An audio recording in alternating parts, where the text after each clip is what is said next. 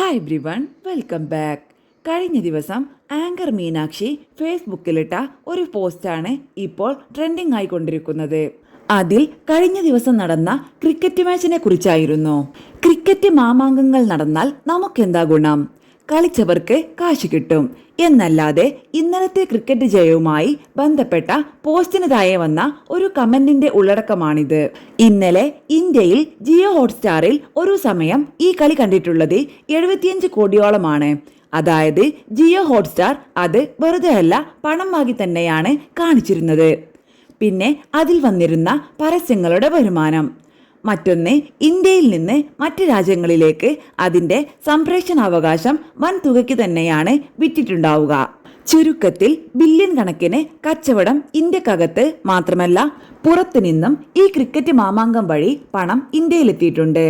അത് നടന്ന സ്ഥലത്ത് ഉണ്ടായ ബിസിനസ്. എല്ലാ സംസ്ഥാനത്തു നിന്നും ആളെത്തി. പുരോഗതി മറ്റൊരു വിധത്തിൽ പറഞ്ഞാൽ ഒരാൾ ക്രിക്കറ്റ് കണ്ടോ അത് ഇഷ്ടപ്പെടുന്നോ എന്നതല്ല. ആ രാജ്യത്തെ സംബന്ധിച്ച് അത് പുരോഗതിയുടെ ഭാഗം തന്നെയാണ്. നേരിട്ടല്ലെങ്കിലും ആ രാജ്യത്തെ ഓരോ പൗരനും അതിൻ്റെ ഗുണഭോക്താവുമാണ്.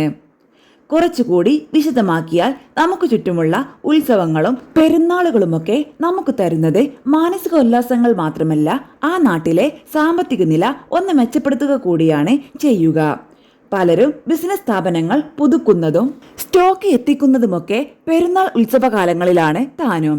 പ്രധാനപ്പെട്ട മറ്റൊന്നുകൂടി, ശാസ്ത്രീയമായ തെളിവുകളുടെ അടിസ്ഥാനത്തിൽ ഒരു മനുഷ്യന് ഓർത്തുവെച്ച് ഇടപഴകാനോ ഒരുമിച്ച് നിൽക്കാനോ കഴിയുന്ന ആളുകളുടെ എണ്ണം 150-ൽ താഴെ മാത്രമാണ്. അതിനു മുകളിൽ മനുഷ്യന് ഒന്നിച്ചു നിൽക്കണമെങ്കിൽ പൊതുവായ എന്തെങ്കിലും ഒന്നുണ്ടാവണം. അത് ദേശ, ജാതിമത, പാർട്ടി ബോധങ്ങൾ പോലെ ഒന്ന്. എന്തായാലും ഇന്നലെ കോടിക്കണക്കിന് ജനങ്ങളാണ് ഒന്നിച്ചാഘോഷിച്ചത്. ഇന്ത്യ എന്ന ദേശബോധത്തിൽ അല്ലെങ്കിൽ വികാരത്തിലാണെന്നു കാണാം. ഇന്നലെ സഞ്ജു സാംസൺ എന്ന ഒറ്റ പേരിലാണ് മലയാളികൾ ഒന്നിച്ചു നിന്ന് അഭിമാനിച്ചത്. കുറച്ചു പേർ എനിക്കിതിൽ താല്പര്യമില്ല എന്ന് പറഞ്ഞ് മാറി നിന്നതുകൊണ്ട് പ്രത്യേകിച്ച് ഒന്നും സംഭവിക്കാനില്ല. അർജന്റീന പോലെയുള്ള രാജ്യങ്ങൾ അറിയപ്പെടുന്നത് പോലും ഫുട്ബോൾ എന്ന സ്പോർട്സിലാണ്, ബിസിനസ്സിലാണ്.